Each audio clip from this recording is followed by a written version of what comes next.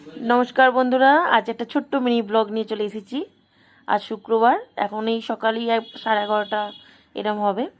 তো এখন থেকেই শুরু করছি মিনি ব্লগ, একটা ছোট্ট আজকের ব্লগ। আজকে রান্না করব ভাত, ফুলকপি আলুর তরকারি। ফুলকপি একটু ভাপিয়ে নিয়েছি, একটু লাউ আলু মটরশুঁটি দিয়ে মাছ দিয়ে তরকারি বানাবো।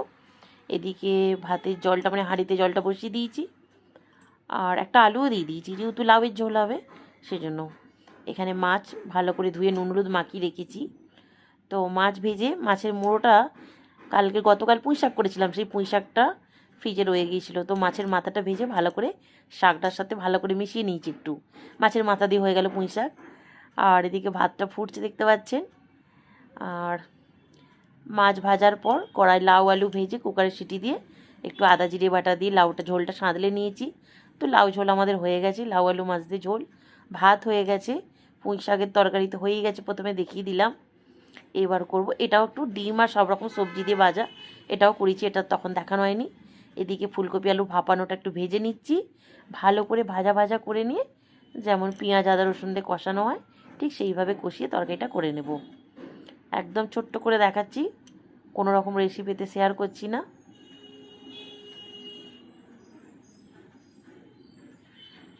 মশলা যখন কষানো হয়ে যাচ্ছে, এবার ফুলকপি আলু দিয়ে কষিয়ে নেবো। একবার যেহেতু ভাপিয়ে নিয়েছি, ঠিক কতটা পরিমাণে নরম হয়ে যাবে একটু চেক করে নিলাম। মশলা কষিয়ে ফুলকপি আলু দিয়ে বেশ অনেকক্ষণ কষিয়ে গরম জল দিয়ে শুকনো শুকনো তরকারি করেছি। যত বাসন টাসন মাজা হয়ে গেছে, গ্যাসও পরিষ্কার করা হয়ে গেছে, রান্না আমার সব ডান একদম হয়ে গেছে। ফুলকপির তরকারিটা এবার নিয়ে যাচ্ছি আমি টেবিলে, যেখানে খাওয়া দাওয়া হবে। এই যে সব আনা আছে, ভাত ডাল তরকারি যা যা করেছি।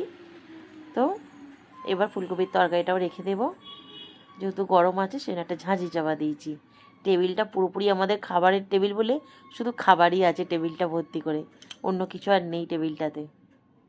তো এবার এখন রাখা আছে, আমার স্বামী এলে তখন একসঙ্গে খেতে বসবো। ছেলের যেহেতু এখন সামনেই পরীক্ষা, মাধ্যমিক পরীক্ষা, সেটা স্কুলে ছুটি দিয়ে দিয়েছে, তার জন্য আর কোনো রকমভাবে এখন স্কুল নেই বলে সব একসাথেই খেতে বসতে পারছি। তো কী কী রান্না হচ্ছে সেটাই দেখাচ্ছি, আবার একবার দেখিয়ে দিচ্ছি। আলুটা যে ভাত দিয়েছিলাম আলুটা মেখে নিয়েছি। এই যে মাছের মাথা দিয়ে পুঁই শাকটা দিয়ে দিলাম। আগেই দেখিয়েছি আপনাদের কী কী রান্না করেছি। এই ফুলকপি আলুর তরকারিটাও দিয়ে দিলাম।